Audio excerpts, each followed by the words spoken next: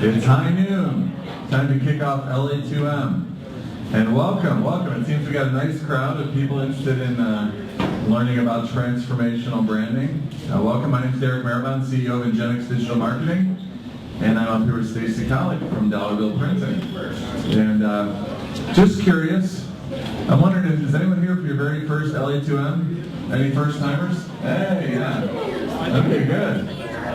Good. Well, so what motivated you to bring out? Was it the great speaker, Laura? Great speaker?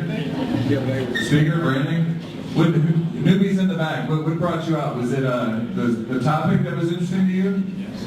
Topic? Speaker? Jim Hume's such an awesome speaker. Jim Hume, yeah. Jim Hume has a lot of fans, he really does. But so for those of you who are new, LA2M is a 501c3 nonprofit. This is in January it'll be 6 years, right? So we're just finishing our 5th year of being in business, so to speak. We hold weekly lunch meetings, which are wonderful. We have talented, smart speakers, and it's free to attend, which I think people enjoy that. If you want lunch, it's $10, and that goes to Conor O'Neill's. They do a great job, and it includes your tip and a drink. And then if you want to help support us, we pass the hat. So we're old school. So we are self-funded. So anyone wants to throw a $5, $1, $20 in there, you can. And that goes to support our expenses at LA2M. We do have a few. We're a volunteer organization. We do have one employee, which we didn't for a while, but Mary Lou Olds is back because there's so much work to do. And it just falls on, well, mostly me, but no, all our volunteers too. So we need Mary Lou to help us. And Caitlin's been helping too. She's been a great intern this semester. She's not here today, but she's moving on in her internship world. So, and the reason Stacy's up here, Stacy's our treasurer, right? So she just passed the hat. So LA2M does have a Facebook page. We have a LinkedIn group. I encourage you to connect with us there. Follow us on Twitter. If you do tweet, use the hashtag LA2M, and I think we'll get some good nuggets that we could share today on Twitter. A couple things. LA2M also has sponsors. Okay, so Stacy has a T-shirt. These were actually sponsored by Bank of Ann Arbor because Bank of Ann Arbor helps. They really do, and they brought me a pie last week. Thank you for the pie. Oh, we got 2 pies. Yeah, 2 pies. Hey, come on. I got 2 pies. Oh, 2 pies? we were left out. That's all right. Well, I said there wasn't as many people to eat pies. So. But anyway, so the T-shirt we give to the speaker. If anybody wants to buy a T-shirt, you can. Carter's going to get a picture of that presentation behind me. But each month we have sponsors as well. So this month our sponsor couldn't be here. But her name is Megan McCann. Anybody know her? Megan from Search Ad Marketing. And she does a great job. She really pitched in last month and said she'd be the sponsor this month. She does Google advertising campaigns, search engine optimization campaigns, social media. She's great. Her website is Search with Sam. So if anybody needs help, call Megan. She's a sponsor this month. And we also have opportunities for sponsorship. So if you want to be a sponsor, it's only $250, and it's a great way to get the word out around your company. Our email newsletter goes out to almost 2,000 people in Southeast Michigan. So you get a nice banner in there with a link to your website. We talk about you at the programs. You get the opportunity to put flyers on the table, and it's only $250. And we actually need one for January. Anybody feeling sponsor worthy? Anybody looking to get some marketing going in 2014? $250. You want it? What's your company? Arbor Channel. Arbor Channel. What do you guys do? We're actually a new company that started this year. We're going to be, the service provider for technology that was developed and is manufactured in Detroit that has to do with stormwater management. So standing water in your yards and leaky basements we can fix. Okay. Stormwater management, Arbor Channel, new company. Okay, great. January is sold to you, thank you, for $250. I think you're going to get great value out of that. And you can talk to Mary Lou. It's real easy. We just invoice you. It's PayPal. You're done deal. You get some miles on your credit card. The one more thing I want to announce before we get to Jim. Sorry, Jim. But we have a holiday party coming up, which I really hope you guys can come. It's going to be December 18th, because the following week is Christmas, so we meet on Christmas. But on December 18th, Caroline and the Conor O'Neill's crew will put on an amazing buffet. It's really phenomenal. They always go above and beyond because they really appreciate the people that come to LA2M. I think we're good for their business to bring people here every week. So they give us a great buffet. It's going to include a drink ticket, which is cool. And it's a $20 ticket. So it's not free, but it's I think a good value. And then also we're having the 12 agencies of Christmas. So agencies, like Phire Branding, they were a great agency. Wagner Design. There's some great agencies here. But agencies can bring you can bring 5 people. So it's a $100 ticket. We're doing this because I'd like to be more of a full house. And it's a great opportunity. Bring your company out, bring 5 people for only $100, and then you become one of the 12 agencies of Christmas. We'll put your logo up on the 12 agencies of Christmas tree. We have a dedicated page with a link to your website and your logo. So far we have Move Communications is in, thank you. 3.7 Designs is in. Clarity Quest Marketing is in. And Stone Interactive Group. Is anyone from Stone here? Anyone from Stone? Okay. So we're really trying to get some of the agencies. So if agencies, it's a great way to help out for $100. Bring 5 people down here, have a great lunch, share some good holiday spirit with people for only $100. And you get known as one of the 12 agencies of Christmas, which I think is pretty special. I came up with that. But, all right, anyways, enough from me. So the format of this meeting is we have a brilliant speaker, talks for around 30 minutes. Sometimes we have times for Q&A. And then at 12:45, we go into introductions. So everyone out there will get to introduce themselves and tell us who you are. And we finish by 1 o'clock every week. That's our format. Hopefully you order your food. And without further ado, our speaker today, Jim Hume, many of you know. Jim's a local boy, grew up in Ann Arbor, pioneer, went to Michigan, and he's been a real important part of the advertising and marketing scene in Ann Arbor. I think we're about the same age. Yeah? Yeah? I graduated in 90. When did you graduate high school? Oh, see, he's older than me. He's older than me. No, I'm not that old. But anyways, Jim, he runs a company called Phire Group, and they do incredible work. I don't know if you follow them on Facebook, but I've been watching some of the work they've been putting out, and it's just beautiful. Wonderful, wonderful. So he's going to be talking about transformational branding, which I think a lot of people are interested in. Everyone wants to know how to make their brand look great online. And so let's give Jim a warm round of applause and welcome him.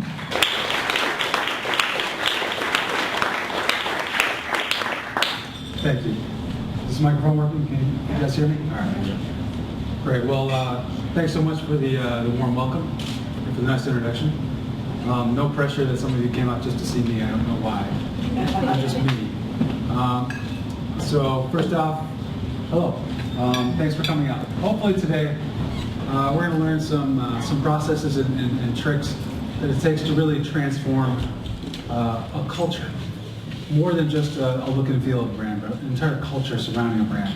How people act, how you hire, different aspects of things that normally people don't think of as brand, but are all part of a brand.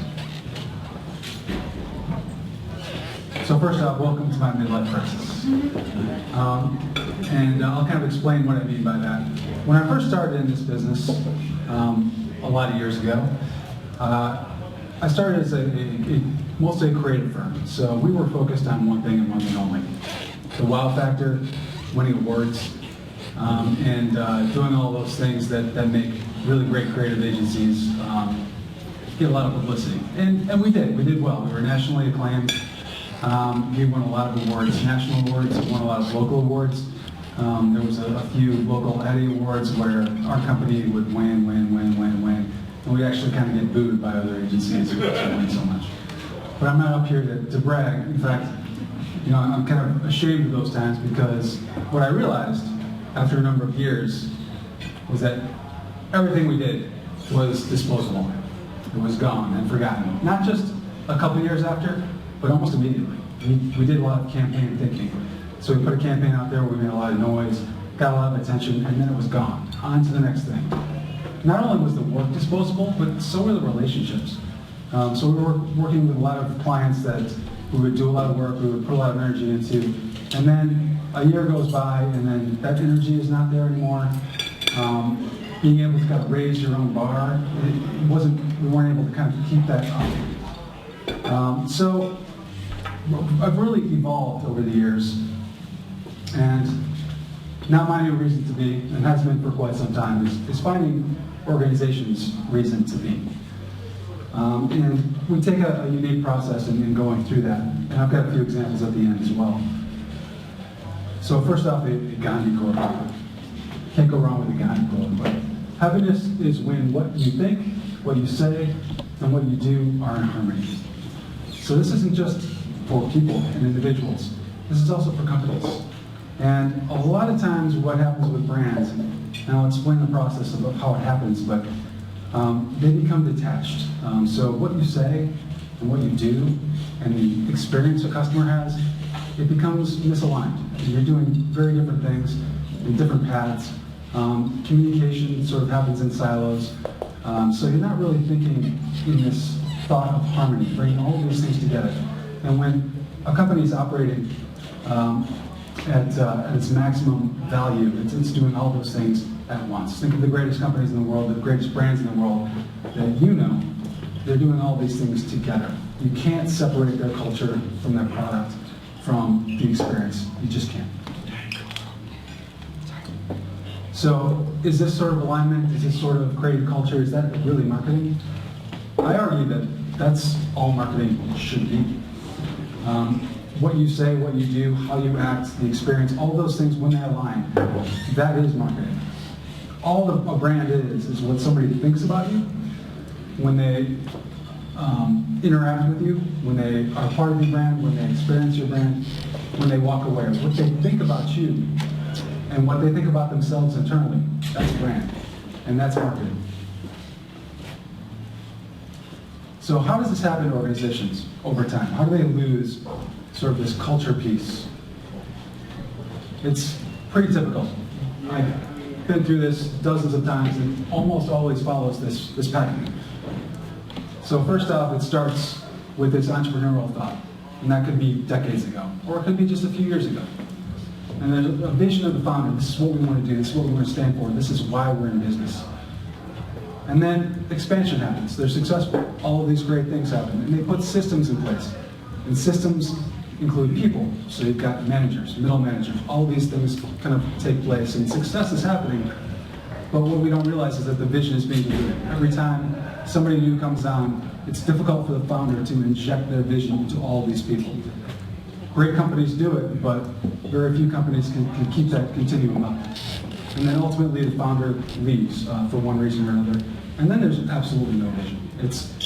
It's up to kind of all these different systems to kind of bring this vision together. So the new CEO, they seem to be focused on profit. Everyone else is focused on their own job. There's no one there to connect the dots of why do we go to work every day? What do we do? Why are we here? And when we interview these companies and we talk to the people, you realize, you know what, they're really just focused on their own jobs. They want a reason to be. They want to be inspired every day to go to work. But the big picture ultimately is gone. So how do we remedy all this? We systemize the vision. So it's not too late when it's all scattered in the tatters. It's still up to us as marketers to really bring a vision to play, because we're absolutely trying to inspire the customers. But what we fail to do many times is inspire the people within the organization as well. And ultimately, that can be more important. So this is sort of the very simplified process that we take to do it. The first step is we study. So we study their history. We study their brand, where it's been, everything that they've done, stories. We look at old letters by the founder. We look at anything that we can look, artifacts. I'll bring an example to play here. A company called Tinnerman. They're based here in Michigan. They make little connection pieces for auto parts. Not a very sexy thing, but when we first walked up and started working with them, we realized that they had become just a commodity. They were selling pieces parts.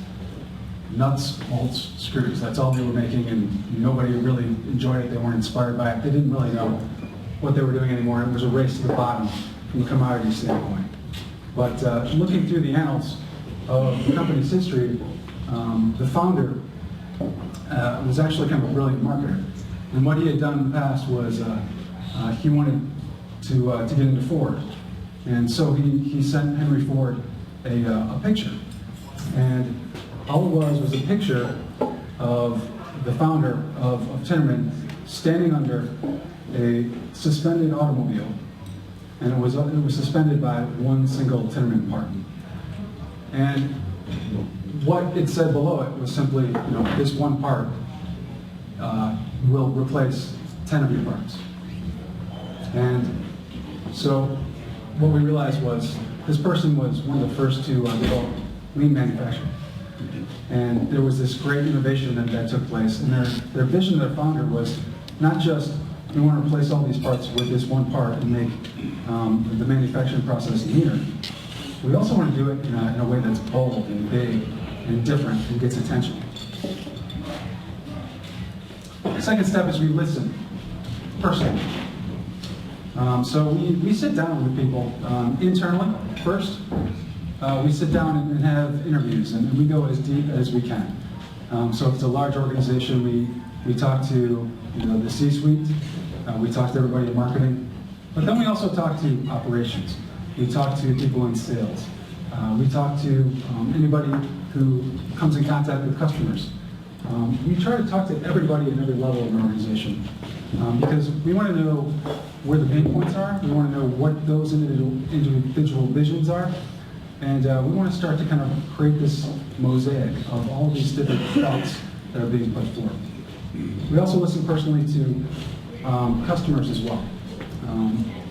We do a large-scale survey, but before we do that, we also talk to people individually because what you can learn from the survey is valuable, but what you can learn from single individual customers is invaluable in terms of just emotion, what you get from them, what the stories that you hear from them as well.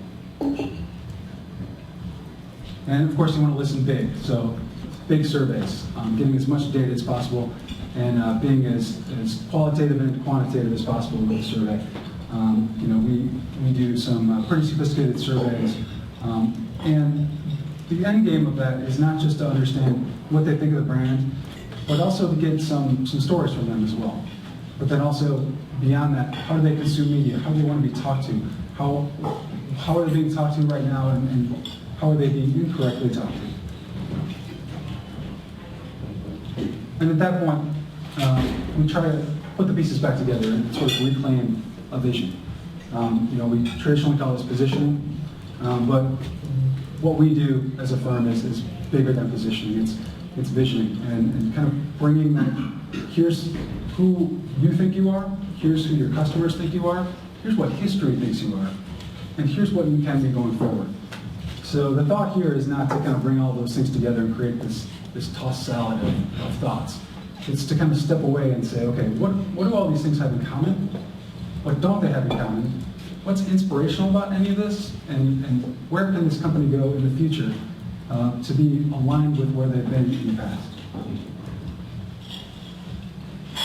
It's important to involve.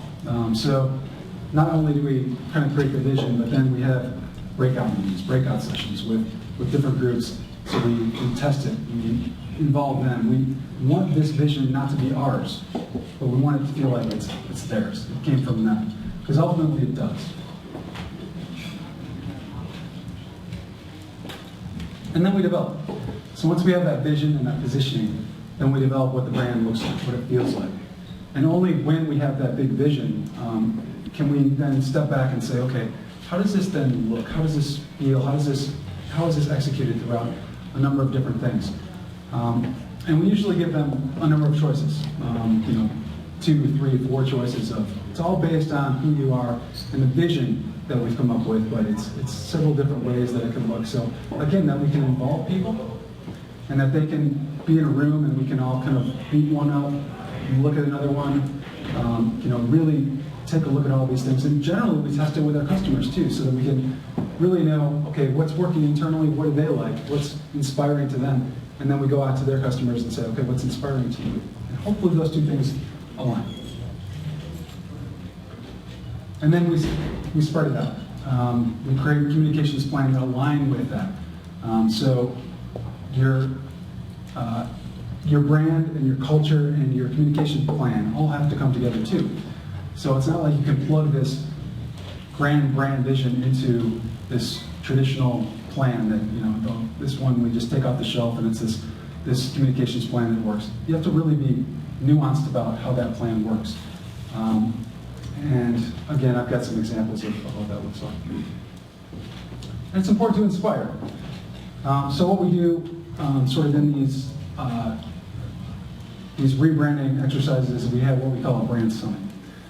So when we have the tools in place, we have a vision in place, then we come out and we put a vision forward to the entire organization through a brand summit, so that everybody in the organization knows not just why there's a vision, or why there's a new vision, but where it came from, what they said, what their customers said, all of the steps that it took to get to this point. And then we sort of have a celebration of here's who you are and how to go forward. And it's important to reboot the culture too. So not only are we changing a website and changing what ads look like, but we're also sitting down and saying, okay, how can customer support work? How can people who are facing customers work? How does that methodology change when it's rebooted? We look at all those things because ultimately that's your brand going forward on the street. And it's what a lot of marketing firms fail to do. They put a nice pretty picture and a facade on things, but they don't go levels deeper to affect the entire culture. And then we put together tools in place to self-train. So when we're long gone, how does this vision then continue? How do we not go through that cycle again where this vision gets lost over time? There needs to be tools in place, guidelines. We want things that when new employees come on board, that they can read a short manual and know exactly where we are and what that vision is. So I'm going to take you through 2 case studies. The first case study is Maryland Cabinetry. They're part of the Masco Cabinetry, and they're here in Arbor. And this is a really interesting case study. It's a brand that simply stopped listening to their customers. So this was the Maryland logo before, and I'll talk a little bit about this. The company was founded by Orville Maryland back in 1946. He came back from World War II and started a very small cabinet making company. He did it by hand. So he was the founder, but he was also the maker of cabinets. Really fascinating story. He saved his dollars from the war, sent them back to his wife, and when he came back, they started this small cabinet making shop. And ultimately, he grew. He went through that same cycle that I explained earlier, in the fact that he grew, but he was able to kind of keep his vision going forward. And he did so very methodically. I mean, that's what he saw his role as inspirational leader of the company. So he sold the company to Masco, and in doing so, all of those systems were put in place.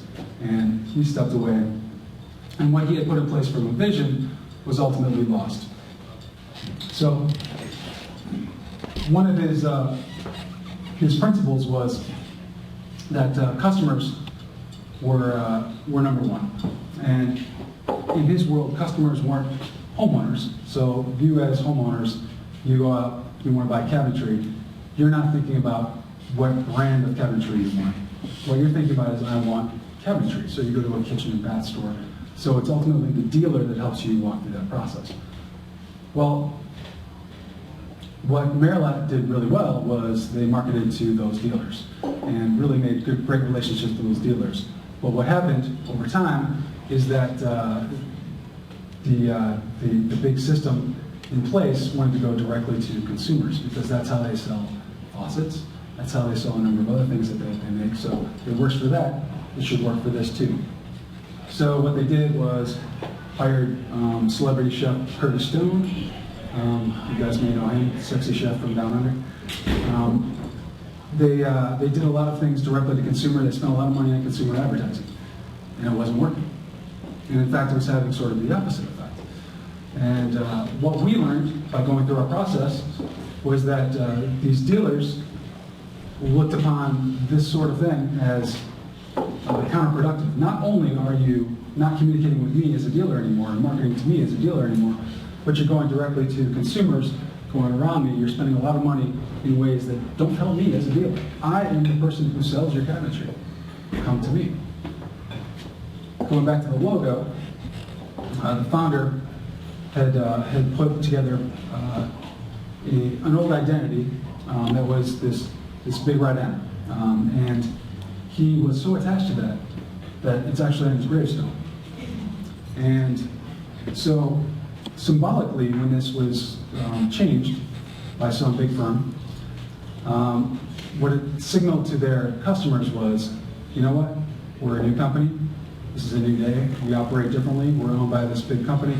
And those dealers basically said, you know what, we're starting to get the signal here that you're different, and you no longer are following that vision. So we took them through the process, and what we learned was it was important to get back to the roots of that vision. So we read, an autobiography by Arbor. We looked at a lot of old papers. We talked to a lot of employees that have been there since 30, 40 years ago. And we really learned the story of what really made that company tick. We talked to dealers who had been with Maryland for a long, long time. And what we learned from them was there was this kind of curve of disappointment they kept building, but this hope too, this latent hope of, we really like this company, we really like the people, we have relationships, long-term relationships with them, we want them to get it. So we had to find out what it was that we had to get. So we brought back the big right now. And an old tagline that they used back in 1950s was America's cabinet maker. We added the "we are" because we wanted to create this feeling of community. There's the people within Maryland, there's the dealers, there's the designers, there's the homeowners, there's the home builders. All these people touch these cabinets. And we wanted to build these communities back. The relationships that they had built before, they are all part of this company. And we wanted to really put that forward and personalize it. So this was Arbor. And you can see sort of the genesis of the logo itself and the big right M and when it came into play. And what we came up with was this really personal thing. So instead of just selling room shots and cabinets and celebrity chefs, instead of celebrity chefs, we wanted them, the employees themselves, to be the stars.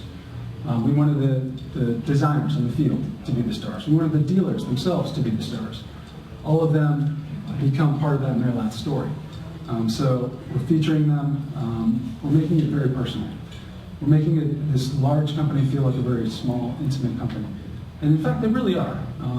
The way they operate, the way they work, it still acts as a small company. And it's important to really not be a faceless beast out there.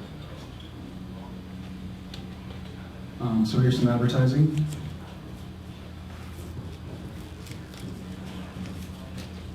More ads. Email is hugely important. We found out from our interviews that dealers really like to get their information from email. That's the number one way. So we spend a lot of time on emails, getting it right and designing each one, putting the message out, making sure that we're putting the right thing out. We do it once a week. And what we do, and you can't see the bottom of these, but if you did, you would see that this is written and signed by a Maryland employee themselves. So it has that very personal touch. It's one-to-one. It's not a big company just sending out spam. This message is important to you. Things like photography, that's all part of culture too. So whereas before we used to use the stock photos, they used to kind of do things just in hire a model down the street. Now we have something written in the rule book that if you want to feature a person, it's got to be a Maryland person. It's got to be somebody who's related to that brand, and then we cite that. So we've got a designer's daughter. We've got an employee of Maryland there. We've got an employee of Maryland up there. They're not front and center. We're not featuring them, but as models, they're real people and they're their people. And it's important to state that. Literature, reinventing literature, what it means, and even stuff that if you go to a kitchen dealer, you would get this piece. So it's consumer-based. But what it is, it's consumer-based, but it's through the eyes of a dealer. So everything that this thing does, it drives them to the dealer and work with the designer. So it's written as a piece that educates them along the way and says, this is what you need to do with your dealer. So it's not, hey consumer, we're Maryland, we're great. It's, hey, your dealer's great, they're going to help you through this process, and here's some ideas. and then all the little pieces that help with the culture piece as well. And I'm going to play a video too. And this video is actually, we did a brand piece as it came out. But this one is actually created from the outtakes. So this is a piece that we showed during the brand summit. And the brand summit was this big event that we did at the headquarters.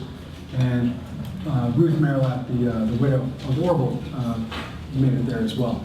So it was kind of this full closed story where she kind of came back, a number of ex-employees came back. Really special event. We had an event there, we had an event specifically with designers, we had an event specifically with dealers as well. So it's kind of this traveling roadshow to kind of reboot the brand. And when I said kind of reboot the culture, that this is all part of it. And so this is made from outtakes. And you really get a sense of the human face of Maryland. And hopefully the sound works.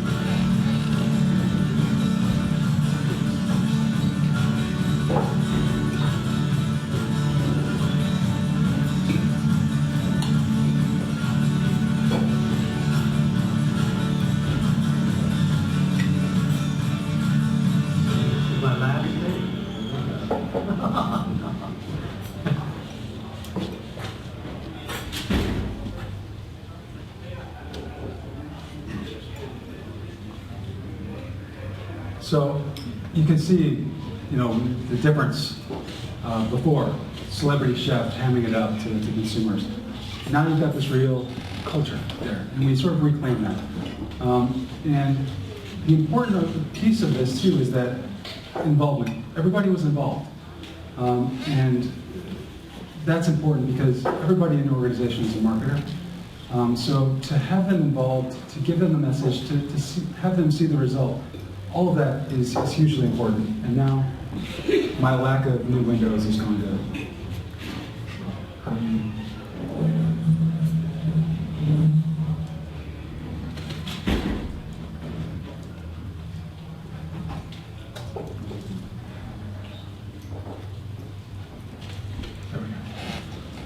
am I doing on time?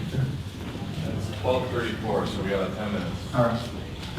So I'm going to quickly go through this one, if I can. So I worked with U.of.M. Athletics, specifically the development department, but largely the entire organization. And what we learned there, 10 minutes is all I've got. we did a huge survey with fans, donors, alumni. Anybody who touches the U of M brand, a number of you may have gotten it. We learned a number of things, but the important thing for development was we learned that development had largely become transactional. And what I mean by that is if you give a donation, you expected things in return. A parking spot, a signed football, a photo with Brady Hoke. You wanted all these things. We learned, though, that was sort of the thought heading into it. But what we learned from this survey was that was a very, very small minority of people who thought that way. But they were loud.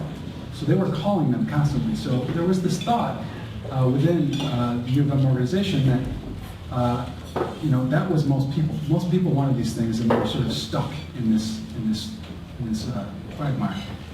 But what we were able to do was kind of take a step back and prove to them that wasn't the case. That they're true fans. That they're true people who were part of their team. Were true believers in the organization and would give because they want to give, not because they wanted something in return. They didn't expect anything in return. So, since I'm short for time, I want to kind of quickly go through this. But what they also craved was information. As most organizations who look for donations, they want some transparency. So what we were able to give them was personal stories, numbers. We put together a video that broke down how the athletics department works financially, that went out with very little complaints about it, which was good. We put together a large number of infographic-driven messages as well that really kind of put it forward, and they're being more transparent. In an organization that had this thought of, we don't really know what's going on, we're a little bit out of touch because the communication doesn't happen properly, we were able to kind of rise above that and say, okay, here, we're opening up our books. We're opening up everything that we do. Built a website for them as well to continue that message. And then a bunch of different materials that I won't go through. This is all part of the video that we put together. And then for individual donors, we sent them personalized stories from athletes as well who had scholarships. And I'm going to click this video as well. I sped through this one, but largely what we found out from the culture is the tradition. The tradition of U of M athletics is something that everybody was aligned with. So it's not like they were looking for something new or different. They were just looking to be part of something bigger. So as a fan, you root for the football team, but it's more of a tribal thought. That you're part of this organization, you're part of this team. But what we try to create throughout communications is there's obligation that comes with being part of the team. You can't just say I'm part of the team and then you're part of the team. You have to participate. You have to give. You have to do certain things to be a part of that program. Otherwise, you can't really claim that you're part of it at all. So, kind of putting together this message of that our old Michigan traditional messages, those who stay, really kind of putting that together as kind of a theme. Those who stay, those who stick with us, those who donate, those who do all these things, will be a part of the organization. And then really kind of hammering home the thought of being part of the team, which is where this video comes from.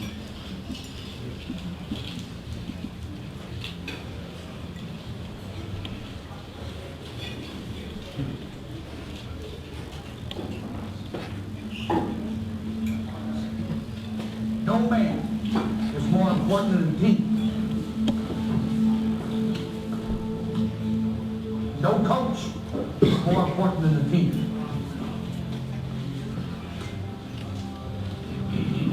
Team, team, team.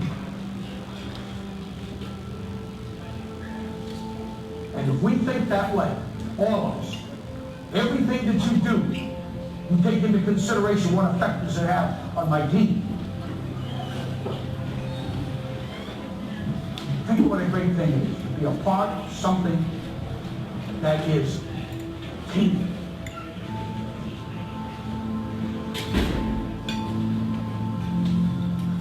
win it. We're going to win the championship again because we're going to play as a team. Better than anybody else in this conference, we're going to play together as a team. We're going to believe in each other. We're not going to criticize each other. We're not going to talk about each other. We're going to encourage each other.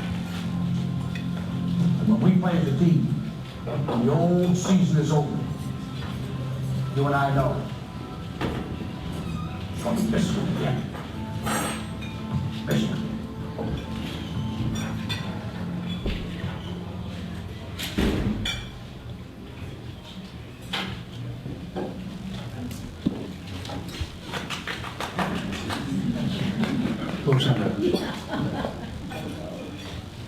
So, kind of reviewing.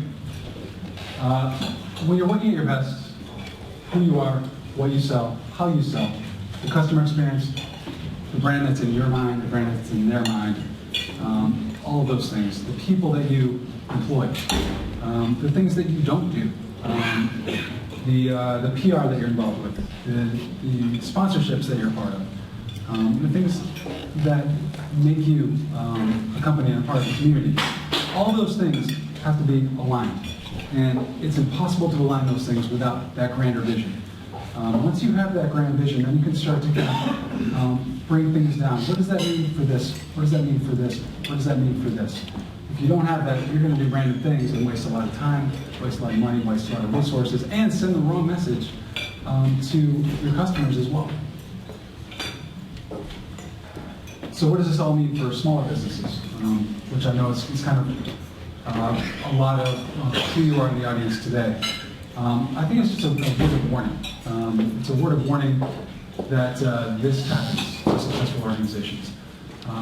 And you know, if you're kind of in that growing phase, and if you're the founder, this is a natural part. And you have to have those systems in place early and often. If you don't have those systems in place, ultimately you're going to lose control, and these things will happen. And it's really difficult after things kind of splinter out to pull them all back together again. So it's good to go through this exercise from time to time as a business owner as well. So, time for questions? Yeah, we do. We have a couple minutes for questions. Hey Jim, how did you get those clients? How did they realize they had a need for your kind of consulting? It's a great question.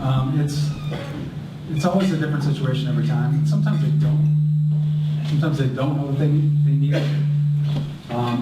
But we always take them through a process, and sometimes during that process, we realize that there's a deeper need than they thought to kind of take a look at things. As we kind of go through our internal interviews and external interviews, sometimes what we learn is that not only are they all on different pages internally, but they're on a different page externally as well. And that's when we have to kind of take the time out and say, you know what, instead of just kind of going through a quick brand process, we need to take a step back and really look at this organization from top to bottom. So it varies, and we go through varying degrees of this process for our clients, depending on budget, depending on time, depending on need. But you know, this is something that we upfront first meeting and say this is kind of what we do.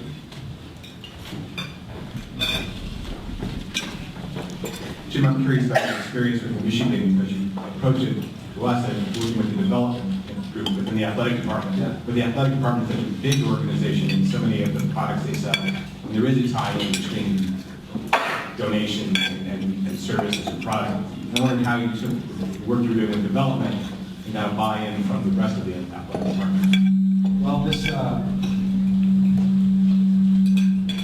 that me? Yeah.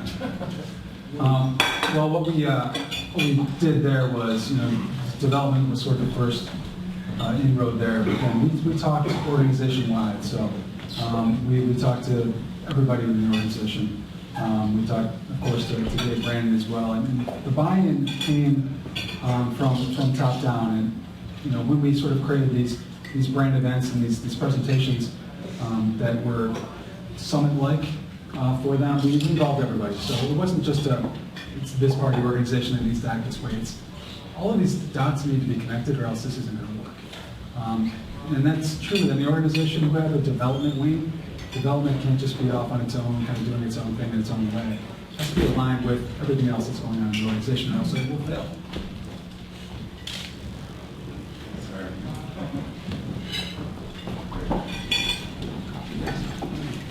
Thanks.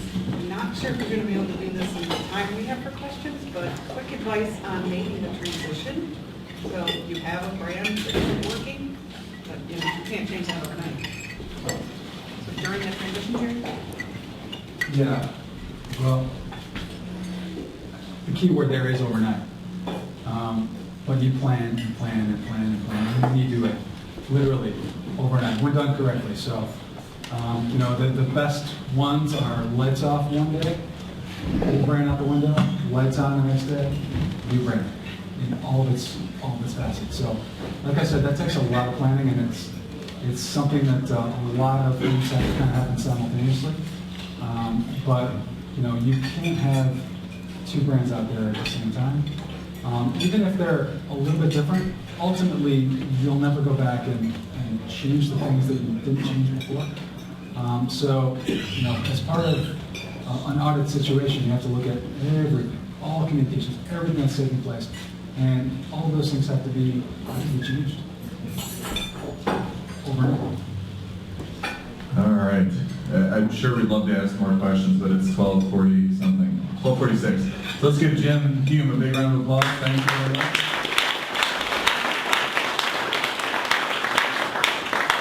And Jim, can you stay for a couple minutes to answer questions afterwards? Yeah, absolutely. Okay, so you guys come on and ask Jim afterwards. But now we do introductions. So we got a lot of people today, which is wonderful. So I encourage you to stand up when you introduce, and I adjusted the mic so they shouldn't give feedback. Give us your name, your company, and real quickly, if you're looking for something, if you got some good news to share, and then pass it, and we'll get all the way around the room in 14 minutes. And we're going to start up here. Yeah. Hi, I'm Tom McCormick with Keith Spring Learning Institute. I'm Ron Foxworth from Bank of Ann Arbor, and also pleased to announce that Bank of Ann Arbor won an award. We're rated as one of the best banks in which to work for. I'm Carrie Hernandez, and I'm with High School Educational Research Foundation. Mike Wynn with Metal Art Group, and my good news, I want to congratulate all those, Derek and all Spartan friends. Michigan State basketball is #1, Michigan State football played for the Big Ten Championship. As a lifelong Wolverine fan, I just got to say congratulations. Thank you. I'm Jeff Heron. I'm an attorney in private practice here in Ann Arbor. My bad news is that Duke is now better than my team in both basketball and football, so just shoot me out. Katie Bruckner, I'm with High School. I'm Peter Ray, CEO of Arbor Scientific. We sell science equipment to schools across the nation. Looking for someone to add to our marketing department that's experienced with Microsoft Access. Good afternoon. My name is Curtis with Handy Manual. We're a local Vermont-owned firm, and my good news is that I was actually able to hire an office person for the first time in 5 years. Hi, I'm Marcia Luke Van Dyke, and I'm with Move Communications. Hi, I'm Tony Menhard. I'm the founder of Easy Arts and Bread Mix. We're now in a couple hundred stores around the country, around the state mostly, but if you want to find our easy-to-make pizza mixes in Ann Arbor, you can go to Sparrow or By the Pound or the Co-op or a couple of the Whole Foods stores. I'm Karen, and I'm from Kleisen Design, and we create honestly beautiful design. My name is Lev Wood, and the company I work for is called MS2, Midwestern Software Solutions here in Ann Arbor. Hi, my name is Keith Carlson. I'm with Wellness and Prevention here in Ann Arbor. I'm Cliff Sheldon. I'm with Ann Arbor SCORE. We do free business counseling. Hi, everybody. I'm Stacy from Valladolid, your local digital print shop, and I'm also on the board of WXW, Women's Exchange Washtenaw. And next Thursday, we are having Merry Mingling at Babs Underground. So if you go to our website and sign up, you can have a great little networking Christmas holiday party. Good afternoon, everybody. My name is Jim Uziel, and I am a web and mobile development consultant. and I would love to talk to you if you or your organization needs help with mobile optimization. Thanks. Hello, Chris Kirchen from Getcraft Printers. Sarah Billman from UMS. We're presenting our 135th season of Thomas Messiah this Saturday and Sunday at the auditorium. Hi, Laura Kirchner from Gen X Digital Marketing, and great presentation. With digital marketing, branding is so important, so definitely something that we look forward to working with you on. Thanks.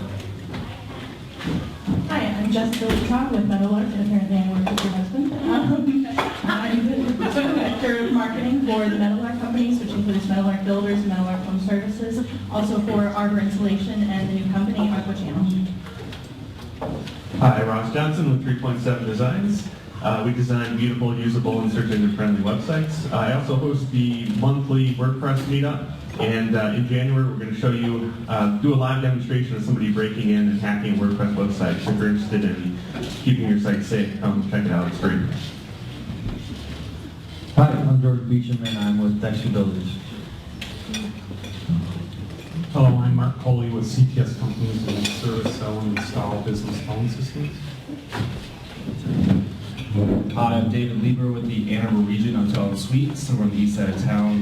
We have a great corporate rate, it's a business that brings in visitors from out of town, and we also have a beautiful brand new conference center for meetings and that sort of thing. Thanks.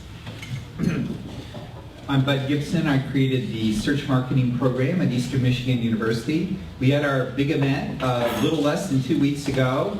Record attendance, 190 people. It was great. If you're looking for people who can help you with your digital marketing needs, talk to me. Have tons of students, all eager and ready to go. I'm Amy Kuchera with Think Stretch. We're a small summer learning company, and we proudly work with both Derek and Jim. I'm Mike Lisinski. I own 284 Partners, and we do valuation of intellectual property. I'm Donna Lisinski, and with Amy here from Think Stretch. Hello, I'm Derek with Latham Lift I'm Donna with Latham Lift Strap. We are a designer and manufacturer of specialty straps that work with patient lifts. Hi, my name is Pamela Avian. I do the digital marketing for high school. My name is Samantha Crosby. I am a licensed agent assistant with Farm Bureau Insurance. My name is Pete Ayers, and I am a web developer with Move Communications. Hello, I'm Dave Menza with Move Communications. We move your brand forward with impact. You have a story to tell? We'll help you tell it. I'm Roger Rayle. I do video here and several other networking groups and help make your ideas work. Bob Shannon, I'm local CPA, specializing in helping small, high-tech growing businesses with their accounting and tax needs, also tax advisor to LA2M. I am giving a presentation on the R&D credit at a Michigan Association of CPA seminars at the Holiday Inn North Campus on the 12th. Hi, I'm Lisa Rabbit, and I'm a marketing analyst and brand manager, and I help companies analyze their sales and improve their products and branding, and I'm looking for an opportunity to do that for you. Hi, I'm Mary Lou, and I'm with LA2M, and happy to talk to you about future sponsorships and also speaking opportunities. I also have a company called Modern Language Web Content and Marketing, so if you're interested in any of those services, I'd be happy to talk to you about that as well. I'm Laura Harold, and I'm a partner at Wagner Design Associates, and we're just somewhat recent. We just recently moved downtown. Well, I guess it's been about a year ago, so we're happy to be here. Hi, I'm Ingrid Justice. I'm also with High Scope Educational Research Foundation in the marketing department and have a background in event planning and conferences, so I want to talk to the guy in the back before he leaves. Thanks. I am Carter Sherman, Conference Studios, and I'm a commercial editorial portrait photographer. And the images I shoot in these meetings will go up on the Facebook page. Thank you, Carter. And I'm Derek Maribon, CEO of Ingenix Digital Marketing. And we help companies reach their business goals through online marketing, content marketing, things like that.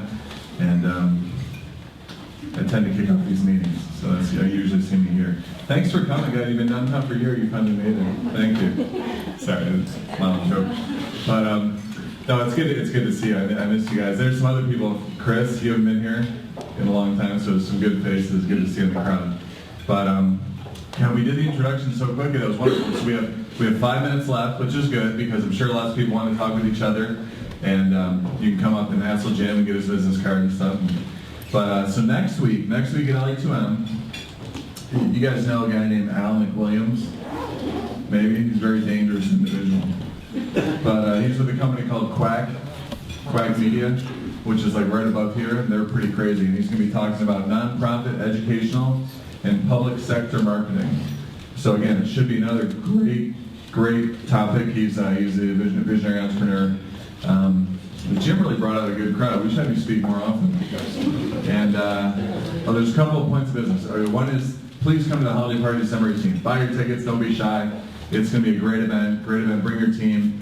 If you want to be part of the 12 agencies of Christmas, really, that's a great way. You get 5 tickets, bring 5 people. You don't even really have to be an agency to do that.